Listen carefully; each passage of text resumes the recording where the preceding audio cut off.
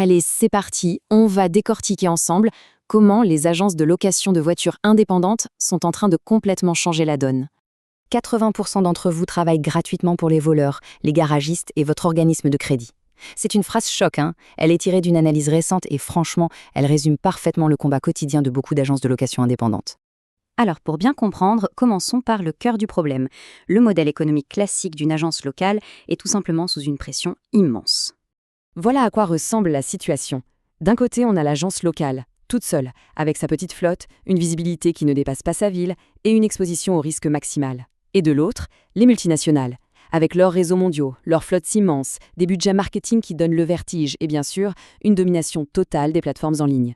Ce risque, il vient surtout de ce qu'on peut appeler le marché local toxique. Pensez-y une seconde. Les locations à payer, le kilométrage excessif, la mauvaise utilisation des véhicules, les accidents, les vols, tout ça, ça représente une menace constante qui ronge le capital et la rentabilité de l'agence. Bon, face à ce tableau un peu sombre, la question c'est comment une agence isolée peut-elle bien riposter sans y perdre son âme, sans perdre son indépendance? Eh bien, la réponse se trouve dans un tout nouveau modèle collaboratif. Et ce modèle, il a un nom. GL Booking, GIE Digital. Alors un GIE, c'est un groupement d'intérêts économiques. En gros, c'est une plateforme digitale qui permet à des agences indépendantes de mettre leur flotte en commun, de se partager les réservations et de couvrir tout le territoire national. C'est ça le vrai tournant. Et attention, c'est un point crucial. On ne parle pas juste d'un nouvel outil informatique. Non, c'est bien plus que ça.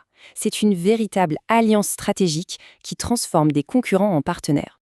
Ok, la théorie c'est bien beau, mais en pratique, comment ça se passe? Prenons un exemple concret, ce sera bien plus parlant pour voir comment ce réseau se construit. Alors, imaginez la scène. Un client est sur le site d'une agence d'Agadir, appelons-la Atlas Car. Il veut louer une voiture, mais à Fès. Normalement, mission impossible pour Atlas Car. Sauf que là, le système GI détecte la demande, voit qu'Atlas Car n'a pas de véhicule sur place et hop, il active le réseau. Il propose la réservation de manière équitable aux agences partenaires à Fès. L'une d'elles, disons Fès Premium Rent, accepte et livre la voiture au nom d'Atlas Car. C'est puissant, non? Et la question de l'argent dans tout ça, c'est là que le système est brillant. La répartition des revenus est totalement transparente et automatisée. L'agence qui a ramené le client, Atlas Car, touche sa commission d'apporteur d'affaires. Et celle qui a fourni et livré la voiture, Fès Premium Rent, reçoit le paiement de la location, déduction faite de la commission. C'est simple, juste et tout le monde y gagne. Ce modèle, il n'apporte pas juste de petites améliorations, non. Il offre 4 avantages absolument transformationnels. 4 bénéfices qui changent fondamentalement les règles du jeu. Premier avantage, et c'est peut-être le plus spectaculaire, on fait voler en éclats le plafond de verre. L'agence locale a soudain un accès instantané aux géants mondiaux comme Expedia, Booking ou Discover Cars. Elle peut enfin concurrencer directement les grandes marques pour attirer les touristes et les voyageurs d'affaires, notamment grâce à une présence logistique dans les aéroports via le réseau. Et ça mène directement au 12e avantage, qui est une conséquence logique, pouvoir enfin s'éloigner de ce fameux marché local toxique. En visant une clientèle internationale plus qualifiée, on sécurise sa flotte, on réduit drastiquement les risques, les locations sont plus carrées, donc les véhicules s'usent moins. Et avec une protection technologique comme les GPS anti-vol, on préserve l'actif le plus précieux de l'agence. En bref, on respire. Troisième bénéfice, et alors là, accrochez-vous, il s'agit de faire exploser ses revenus sans investir un seul dirham de plus dans l'achat de véhicules. Avant, une agence opère seule, avec sa petite flotte limitée, disons 15 voitures. Avec le GI, elle n'a plus accès à 15 voitures, mais à plus de 500.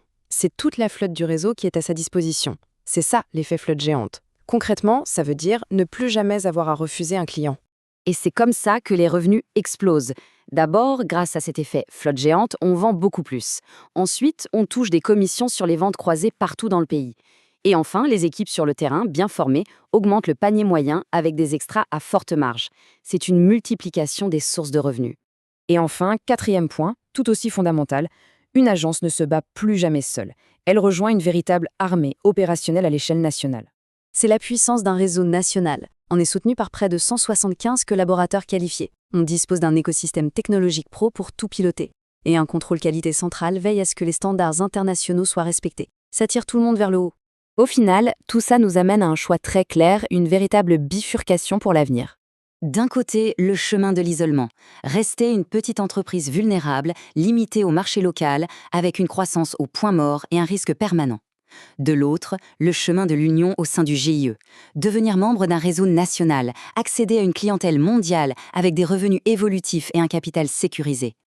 En résumé, il s'agit de bien plus que de technologie. La vraie question c'est, est-on prêt à littéralement changer de division et à jouer dans la cour des grands ?